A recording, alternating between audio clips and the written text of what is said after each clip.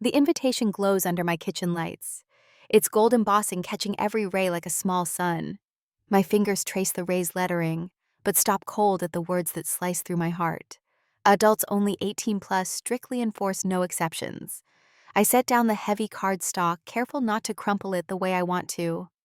Next to Camille's wedding invitation sits Jenna's handmade card covered in silver glitter and teenage earnestness.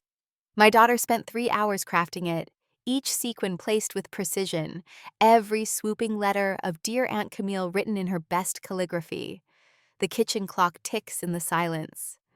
10 minutes until Jenna comes home from school. A car door slams outside. My heart jumps. Footsteps on our front walk, then our porch. The door opens with Jenna's characteristic bang against the wall. Mom! Her voice carries that breathless excitement only 17 can produce. Did it come, Aunt Camille's invitation? I reach for the envelope, but she's already spotted it. Her fingers close around the thick paper before I can hide it away. Let me see. She pulls out the invitation, eyes bright. I watch her face as she reads, marking the exact moment joy dims to confusion, then understanding. Her shoulders drop a fraction of an inch. She doesn't want me there, does she? The question hangs between us. I flash back 13 years ago to a courthouse where I signed adoption papers for a 4-year-old with weary eyes and a habit of hiding behind furniture. My parents stood against the back wall, their smiles strained. Camille caught me in the bathroom afterward. Are you sure about this? She'd asked, fingers drumming against her designer purse. Single motherhood is hard enough without complications. I'd squared my shoulders, already protective of the little girl waiting outside. She's not a complication. She's my daughter. The memory fades. I focus on Jenna now, nearly grown, trying so hard to look unbothered. But I see the slight tremor in her hand as she sets down the invitation. It's probably easier this way, she says, voice carefully light, more sophisticated. You know how Aunt Camille is about appearances. 3 years after the adoption, I met Marcus at a fundraiser. He'd walked straight to Jenna, crouched down, and asked about the book she was reading. No hesitation, no awkward glances at me to check if this was okay. Just pure interest in my daughter as a person. At our wedding, Jenna was our flower girl. The photos show her beaming in her mint green dress, and my family standing slightly apart, their smiles fixed. I told myself they needed time to adjust. I pick up a pen from the counter. The RSVP card waits pristine and expecting. My hand doesn't shake as I check not attending.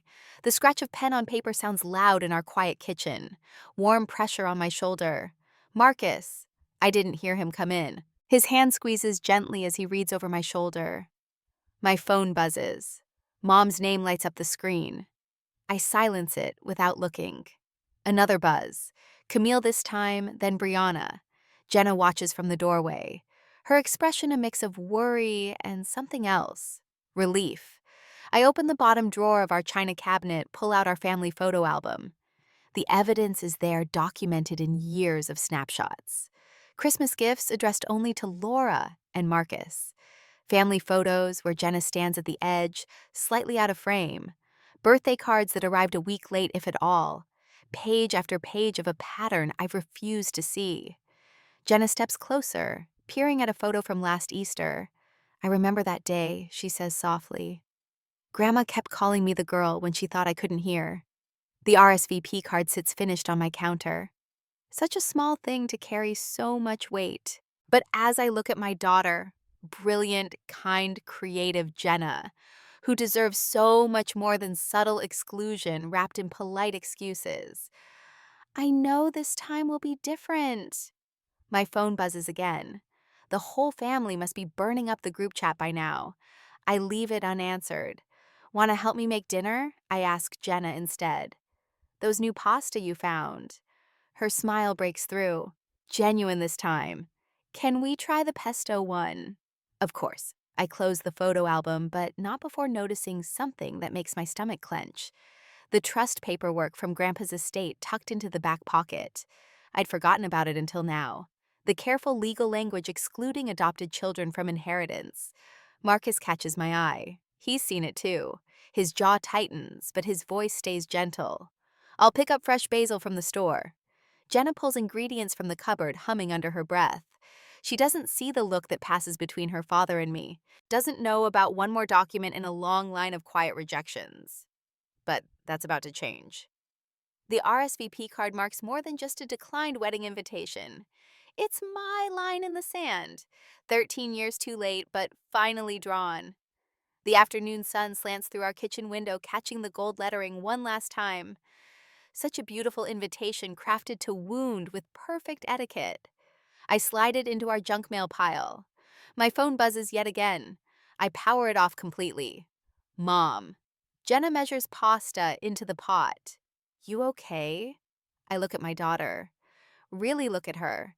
The determined set of her jaw so like my own.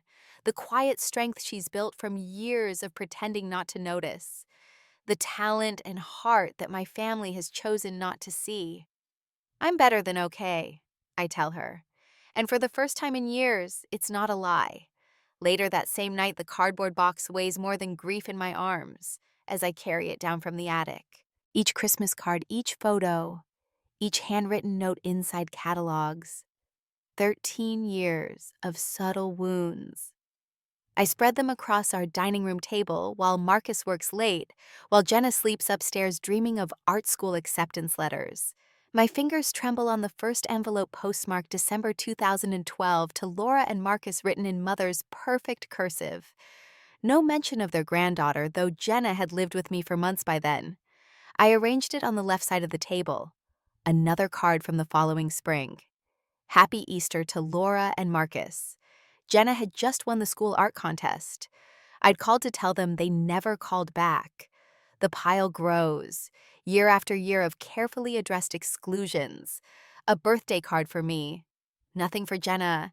A graduation announcement for Brianna's son Tommy that arrived 3 weeks after the ceremony. The invitation to the family lake house weekend that somehow got lost in the mail until the day after. My hands shake harder as I unear the video from last Thanksgiving. I slip it into my laptop stomach, clenching as the scene unfolds. Grandma Barbara cooping over Tommy and his cousins, showering them with attention and pumpkin pie. The camera pans past Jenna, 16 years old, eating alone at the kids' table. No one speaks to her. No one even looks her way. The laptop screen blurs. I blink hard, reaching for the next item, a school essay from Jenna's freshman year. What family means to me. 2 pages about Marcus and me. Her art teacher, Mrs. Chen, our elderly neighbor, Mr. Peterson, who always asks about her latest paintings. Not one word about grandparents, aunts, uncles, cousins. My phone buzzes. A text from Rachel. I've been thinking about Easter. The way Aunt Barbara kept calling Jenna the girl when she thought no one could hear. It wasn't right. I should have said something. I type back, thank you, as another text arrives. Camille. This time Mom says, you're being dramatic about the wedding. It's nothing personal against Jenna. We just want a sophisticated event. The words burn like acid. I set the phone face down, turning instead to Jenna's childhood journal I found in the box. The sparkly purple cover has faded, but her careful handwriting remains clear inside. The 15th of October, 2014. Grandma gave everyone matching sweaters for Christmas pictures. She said they didn't have my size. The 3rd of March 2015, Aunt Brianna's birthday party. Had to sit in the garage because there weren't enough chairs. The 25th of December 2015. They forgot I don't like peanuts again. Or maybe they didn't forget. A door kicks upstairs. I freeze, listening for Jenna's footsteps, but the house settles back into silence. My eyes drift to the latest evidence. Brianna's Facebook photos from last month's family dinner. 18 smiling faces around a table laden with food. We weren't invited. Those posts are public, you know. Arcus's voice startles me. He stands in the doorway, briefcase still in hand, jaw tight, as he surveys the table. Everyone can see who wasn't included. I kept making excuses. I whisper. I told myself they needed time to adjust, that it would get better. He sets his briefcase down, moving to examine a stack of Christmas cards. 13 years is a long time to wait for better. My phone buzzes again. Mother's name lights up the screen. Your father says you're not welcome for Christmas if you skip the wedding. Don't throw away family over pride. Pride as if protecting my daughter were nothing more than vanity. A new email notification pops up from Brianna, sent to the entire extended family. Laura's latest drama. She's always been attention-seeking, but this is a new low. Camille's wedding isn't about her or her. I can't read the rest. My finger hovers over the delete button when another email arrives from Aunt Dorothy, the family outcast who married beneath her station and adopted a son in the 1980s. I saw what they did to you at Easter, what they've been doing all along. It drove me away 30 years ago. The pattern doesn't change unless someone breaks it. The words hit like a physical blow. I scroll through years of family photos on my phone, seeing the pattern with fresh eyes. Jenna always slightly apart, always on the edges, always almost cropped out. Marcus picks up a manila envelope I haven't opened yet. The return address shows my father's law firm. What's this I don't? The words die as he pulls out the contents. Legal documents, the family trust paperwork I'd signed without reading carefully 5 years ago. His finger traces a single devastating line. Benefits to be distributed among blood descendants only. Adopted children are specifically excluded from inheritance. The paper slips from my numb fingers. All these years I thought they just needed time, just needed to know her, just needed to see her heart, her talent, her gentle soul. But they'd written her out before they ever gave her a chance. Marcus gathers me close as the tears finally come. What do we do now? Through the window, dawn paints the sky in watercolor shades of pink and gold, the same colors Jenna uses in her sunrise paintings. I think of her portfolio filled with beauty despite every rejection. Think of her quiet strength, her unfailing kindness to the family that never wanted her. I reach for my phone one last time, open the family group chat, click leave group. Now I say voice study. We show them what real family looks like. Upstairs, Jenna's sleeping softly. She doesn't know about the trust fund, the emails, the wedding drama. Doesn't know I've spent the night excavating years of carefully hidden wounds. But she knows she's loved. And maybe that's the only inheritance that matters. A week after the wedding, Camille's wedding photos scatter across my Facebook feed like confetti. Her perfect smile, the cathedral veil, the family gathered close, minus us. The absence speaks volumes. I close the laptop and push it away. My phone buzzes. 3 new messages from Mom about Christmas plans. I let them sit unread next to the 15 others from the past week. The grandfather clock in our hallway. A wedding gift from my parents ticks away the December afternoon. Laura. 15 minutes after the message, Mom's voice rings through the front door, followed by the unmistakable rattle of her key in the lock. I forgot she still has one from last year's renovations. I brought the decorations. She bustles in, arms laden with storage bins marked Christmas in her precise handwriting. The same bins we've used for hosting family Christmas dinner the past 12 years. Her face glows with determination as she sets them down. I thought we could get an early start this year, she says, pulling out familiar strands of garland. The earlier we decorate, the longer we can enjoy it. Remember how magical it looked last Christmas? I steady my hands against the kitchen counter. We won't be needing those, Mom. What do you mean? She pauses, a glittery ornament dangling from her fingers. Of course we need them. You're hosting Christmas dinner just like always. No. The word comes out softer than I intended. I clear my throat and try again. We've made other plans this year. The ornament slips from her grasp, bouncing once on the hardwood floor. But you always host Christmas. Not anymore.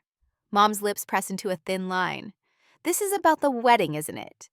You're punishing all of us because Camille wanted an adults-only reception. No. I walk to my office and return with a manila folder I've been compiling. Set it on the counter between us. This is about 13 years of treating my daughter as less than family. Her eyes fix on the folder. What's that supposed to be evidence?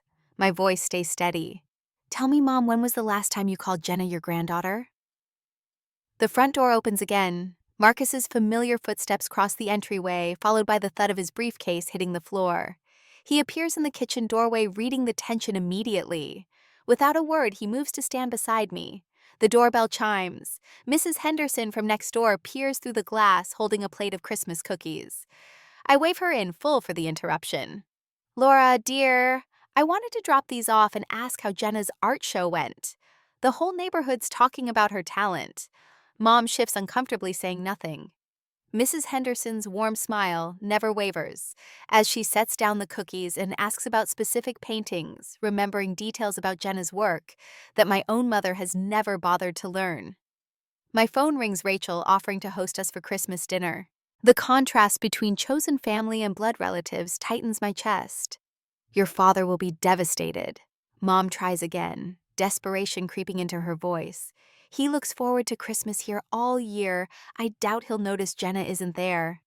The words taste bitter. He never has before. That's not fair, Laura. We've tried. Have you? The dam breaks. Last Easter. You called her the girl when you thought she couldn't hear. At Thanksgiving, she sat alone at the kids' table while her 16-year-old cousins ate with the adults. Every Christmas card addressed to Laura and Marcus like she doesn't exist. The trust paperwork explicitly excluding adopted children. She's not blood, Laura. Mom's voice rises. One day she'll leave you, and then what? We're just trying to protect you. The kitchen falls silent. Even the grandfather clock seems to hold its breath. Please leave. I walk to the front door. Hold it open. Don't come back until you can respect my daughter. Mom's hands shake as she gathers her coat. You're making a terrible mistake. The door closes behind her with a soft click. I lean against it, tears finally breaking free. Marcus's arms wrap around me as I sob. Mom! Jenna stands in the hallway, backpack still slung over one shoulder. Her eyes are bright with unshed tears. How long have you been there? I ask. Long enough. She drops her backpack, moves closer. I never wanted to come between you and your family. I pull her into our embrace. You are my family, the only one that matters. That evening, I write the email I've been drafting in my head for weeks. No accusations, just facts, dates, events, a clear pattern of exclusions spanning 13 years. Marcus reads it over my shoulder, suggesting only minor edits to keep the tone neutral. Next, I design our Christmas card, just the three of us smiling in front of our fireplace, the Matthews family printed in simple gold text. My phone lights up with a text from Brianna. Mom told us what happened. You've gone too far this time. Moments later, an email notification. Brianna has sent a message to the entire extended family. My cursor hovers over it before I click. The words fill my screen, each sentence designed to turn the family against us. The final line burns. You'll regret choosing that girl over your real family. I close the laptop. Look at the Christmas bins still sitting untouched by the door.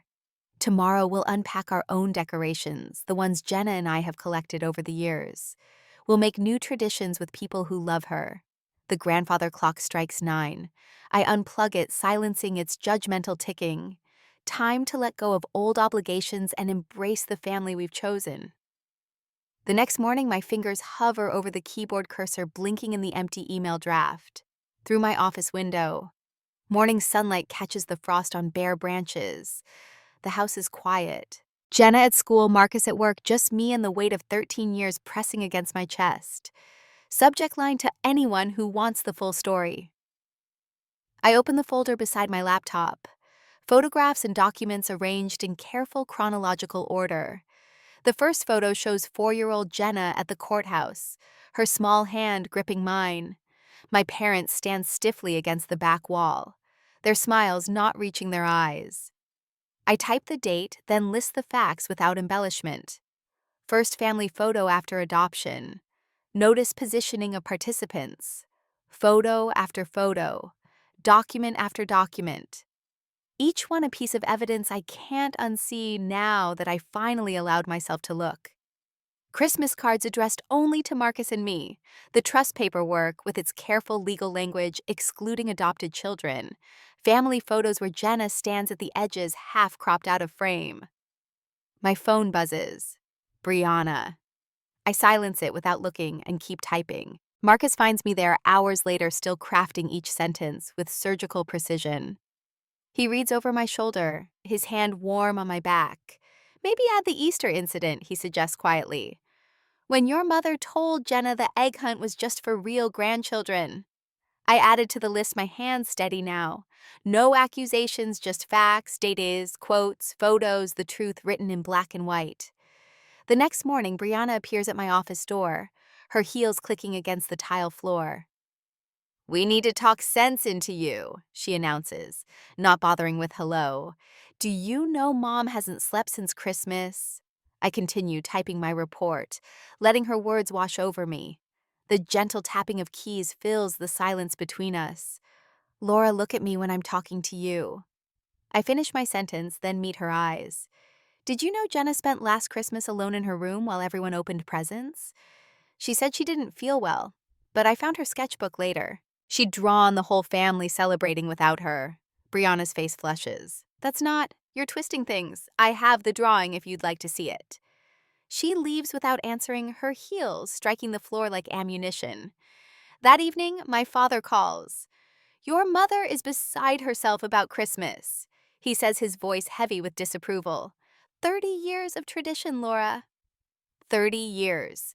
How many times did you call Jenna your granddaughter in those 30 years, Dad? The silence stretches between us until he hangs up. I send the email just before midnight. 6 pages of carefully documented evidence spanning 13 years of subtle exclusion. No accusations, no emotional appeals, just the quiet power of truth. The responses begin immediately. Aunt Dorothy calls, her voice thick with tears. "They're furious with me for taking your side," she says. "But someone had to say it. What they've done to that child." Camille's text arrives next. "You're tearing the family apart over nothing." I write back one sentence. "Nothing is exactly how you've treated my daughter for 13 years. The family splinters like ice in spring in the following days. Cousin Rachel stands up at Christmas dinner. I hear about it later from Aunt Dorothy. What you've done to Jenna is shameful. She tells them all. Every single one of you who looked the other way." Uncle Robert sends a private message. "We adopted James in 1982. I watched the same thing happen. I should have spoken up sooner." More messages trickle in. Brianna's husband calls to apologize for her behavior. My father runs into Marcus at the hardware store, both men studying paint samples with fierce concentration to avoid speaking. Christmas dinner was strained according to the family gossip network. Empty chairs where we should have been. Questions about our absence that couldn't be smoothed over with the usual excuses. My mother tells the neighbors we're going through a phase, but I see their sideways glances when she walks past. They've all seen Jenna grow up on our street, watched her shovel their driveways and sell Girl Scout cookies. The math isn't hard to do. A week after New Year's, the first attempt at reconciliation arrives. Camille's text. "I didn't mean to hurt Jenna's feelings." My father's voicemail. "This has gone on long enough." My mother sends a generic gift card for Jenna, the first acknowledgement of her existence as a grandchild. The envelope sits unopened on our counter. Brianna suggests a family meeting to clear the air. Her tone implies we're being difficult by refusing. I send the same response to each overture. Acknowledgement is not the same as respect. Our Christmas with our chosen family fills the house with genuine warmth. Jenna's art hangs proudly in the local gallery's youth showcase. Marcus gets a promotion at work, and we celebrate without the weight of family obligations pressing down on our joy. I feel lighter than I have in years. The freedom of finally speaking truth sits in my chest like sunlight. Then the invitation arrives. Heavy cream cardstock, formal calligraphy, a family intervention masquerading as reconciliation. I recognize it for what it is. Their final attempt to force us back into old patterns, to restore the comfort of our silence. "I want to go with you," Jenna says, watching me read it. "I want them to see who I really am." I study my daughter's face, the quiet strength there, the artist's eye that has documented every subtle rejection in lines and colors. She's never been the victim they wanted her to be, never been the outsider they tried to make her. "Okay," I tell her, "we'll go together." She smiles, and I see the future reshaping itself around her certainty, around our truth finally spoken aloud. The invitation sits on my desk, its formal script catching the morning light, but this time the golden letters hold no power to wound. We've already chosen each other. Everything else is just details. I pick up my phone and text our response. We'll be there, all of us together. The next week at the family gathering, the parlor walls press in around me as I sit rigid on Mother's antique sofa, the one she inherited from Grandma Rose. Across from me, my family assembles like a jury. Mother perched in her wingback chair, Father standing with one hand on its curved back, Camille and Brianna flanking them on the love seat. Laura. Mother's voice breaks on my name. Her hands flutter toward Jenna, then drop without completing the gesture. We need to talk about what you're doing to this family. Beside me, Jenna's portfolio rests against her leg, its leather surface cool under my palm. She sits tall, shoulders straight, chin lifted. At 17, she looks more composed than I ever managed at twice her age. What I'm doing, the words taste bitter. That's an interesting way to phrase it. Father's fingers tighten on the chair back. You've always had a flair for drama, Laura, but this tantrum has gone far enough. Camille leans forward, designer bracelet catching the afternoon light. The wedding was nothing personal against Jenna. You know how these events are. There are rules, expectations, right? Brianna's voice drips acid. But you've always had this victim mentality. Everything has to be about you. Mother dabs at her eyes with a monogrammed handkerchief. All our holiday traditions destroyed. Your father can't sleep. I barely eat. Is that what you wanted? I let the accusations wash over me, noting each one like entries in a ledger. The same patterns, the same manipulation. But for the first time, I see them with perfect clarity. My hands remain steady in my lap. Are you finished? My voice comes out soft but carries to every corner of the room. Because Jenna has something to say. The shock ripples through them like a stone dropped in still water. Mother's handkerchief freezes mid-dab. Father's mouth opens, then closes. They never expected Jenna to speak. In their mind, she's always been a prop in their family drama, never its narrator. Jenna rises, unzipping her portfolio with steady fingers. The sound cuts through the silence like a knife. I'd like to show you something. Her voice holds none of the tremor I'd feared. My senior art portfolio. The theme is family perspectives. She pulls out the first piece, a watercolor of Last Christmas Dinner. The family clusters around the dining room table, faces warming candlelight. But at the edge of the frame, a small figure sits alone at a card table fork, suspended over a plate. The isolation radiates from every brushstroke. Mother's breath catches. Camille shifts on the love seat, the leather creaking beneath her. The next painting shows Easter brunch. Cousins hunt eggs on the lawn while adults chat on the patio. A teenage girl stands by the fence, camera in hand, documenting a celebration she's not part of. The composition draws every eye to that solitary figure. This one's called Outside Looking In, Jenna says quietly. Piece by piece, she builds her case. Each painting captures a moment of exclusion through a child's eyes. The skill is undeniable, the emotion raw and true. The family portrait takes center stage, frames within frames showing empty spaces where relatives should be. Father won't meet my eyes now. Mother's tears have stopped, replaced by something that looks like real pain. This is what you've done, I say into the silence. Not with words, but with actions. Every Christmas card addressed only to Marcus and me. Every family photo where Jenna stands apart. Every gathering where she ate alone. Camille stares at the artwork, her perfect makeup cracking around the edges. I didn't. I never realized she could paint. Jenna's smile holds no warmth. See, feel. There's a lot you never realized about me. Brianna surges to her feet. This is manipulation. Using art to make us feel guilty about perfectly normal family boundaries. Normal. The word explodes from my chest. When was the last time you called her your niece? When did any of you send her a birthday card? Which of you knows her favorite color, her dreams, her fears? She's not blood, Mother whispers, but the words lack conviction. Neither is Marcus. I stand resting my hand on Jenna's shoulder. But you never questioned his place in this family. A rustle from the corner makes us all turn. Aunt Dorothy pushes up from her armchair, her silver hair gleaming in the late afternoon sun. I made this choice 30 years ago with Thomas. Chose my adopted son over my father's family traditions.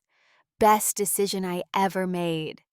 She crosses to stand beside us, her spine straight, despite her 70 years. The question isn't whether Laura will come back to the fold. The question is whether you deserve to have her and this remarkably talented young woman in your lives at all. Mother's face crumbles. Father's hand falls from the chair back. Even Brianna's anger seems to deflate. Jenna's been offered a full scholarship to Rhode Island School of Design. My voice fills the heavy silence. She'll be starting this fall. That's what real family does. Supports dreams, celebrates achievements. We're not asking to be centered, just included. I gather my purse, noting how the parlor walls don't feel so confining anymore. The choice is yours now. Respect is earned. Jenna and I are a package deal. We walk out together, heads high, leaving the portfolio displayed on the coffee table. Behind us, the family sits in disarray, years of careful pretense shattered by a teenager's truth told in watercolor and oil. "Are you okay?" I whisper as we reach the car. Jenna pauses, her hand on the door handle. When she turns, her smile breaks through like sunrise after a storm. "You know what, Mom? For the first time in that house, I really am." So for the next 4 months, she finally healed, focused on her graduation, and was preparing for college. Now at the ceremony, the sunlight streams through the auditorium windows, catching the gold tassel on Jenna's graduation cap. The principal's voice echoes through the space, but I barely register the words. My eyes stay fixed on my daughter, poised at the edge of her seat in the front row. Marcus squeezes my hand as Jenna's name rings out. "And now, your class valedictorian, Jenna Matthews." She rises in one fluid motion, the confidence in her stride making my heart swell. The emerald green graduation gown flows behind her as she takes the podium. No hesitation, no glancing around to see who's watching. Just pure presence. I scan the scattered family members in the audience. Barbara sits 3 rows back, dabbing at her eyes with a tissue. Aunt Dorothy beams from her wheelchair in the handicap section, while Rachel bounces her youngest on her knee. The empty seats where William and Brianna should be speak volumes. Jenna adjusts the microphone, her voice clear and steady. "When people ask me about family, I tell them about seeds." She pauses, letting the metaphor settle. "Some seeds were born with planted in soil we didn't choose, but the most beautiful gardens often grow from seeds we plant ourselves." My breath catches. Marcus's arm slides around my shoulders. "My mother taught me that family isn't about whose blood runs through your veins. It's about who shows up, who sees you, who chooses you again and again, even when it's hard." Barbara shifts in her seat. I remember her voice last week, hesitant on the phone. "Laura, I'd like to contribute to Jenna's art school expenses, if you'll let me. A peace offering decades late, but sincerely given." I say I'll think about it, and she nods only. It's time to celebrate. After the ceremony, we gathered at Bellini's restaurant, the same place we celebrated when Jenna won her first art competition at 12. The familiar scent of garlic and basil wraps around us like a warm blanket. Dorothy holds court at the head of the table, her silver hair catching the light from overhead chandeliers, to seeing people for who they truly are. She raises her glass eyes, twinkling, and the courage to stand by them. Camille arrives halfway through the appetizers, clutching a wrapped package. Her designer dress looks out of place among our casual celebration. "I found this at an art supply store," she says, setting it beside Jenna's plate. "The clerk said it's what serious artists use." Jenna opens it slowly, a set of professional oils in rich, vibrant colors. "Thank you, Aunt Camille." Simple words, but genuine. Barbara watches the exchange, then pulls out an envelope. "I have something too." Her hands tremble slightly as she slides it across the table. "For your dorm room at Waverly." Inside lies a check that makes Jenna's eyes widen. But it's the card that brings tears. The first one Barbara has ever signed. "Love, Grandma." Our neighbor Mrs. Chen arrives with her signature almond cookies, the ones she's been bringing to every Matthews family celebration since Jenna was 5.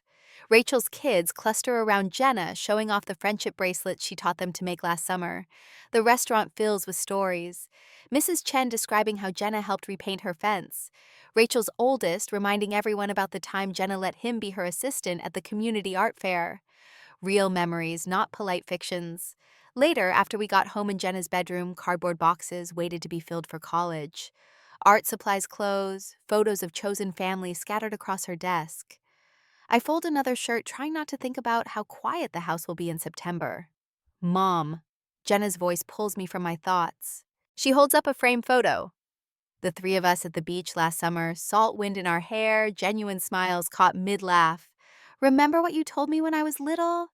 She asks about how some people walk into our lives by accident but stay on purpose. I nod, throat tight. You didn't just adopt me, she says softly. You showed me what a real family looks like, how to build it, how to keep it. She tucks the photo carefully between sweaters in her suitcase. I'm taking that lesson to college with me. Barbara's check sits on Jenna's desk next to acceptance letters and scholarship offers. A bridge, maybe, to whatever comes next. William's silence remains a wound, but no longer a defining one. The next morning, Jenna hugs me tight in the driveway car, packed for freshman orientation. I'm not going anywhere, she whispers. Not really. I watch her pull away Marcus's arm steady around my waist. The garden we've grown spreads out before us. Not perfect. Not traditional, but blooming all the same. Built from seeds we chose to plant, nurtured by hands that wanted to tend them. Some might call it letting go. But standing here watching my daughter drive toward her future, I know better. This isn't an ending at all. It's what happens when love takes root. When family becomes a choice instead of an obligation. When you finally understand that the most precious bonds aren't the ones you're born with. They're the ones you build day by day, choice by choice, until they're strong enough to weather any storm. We didn't lose a family. We grew a better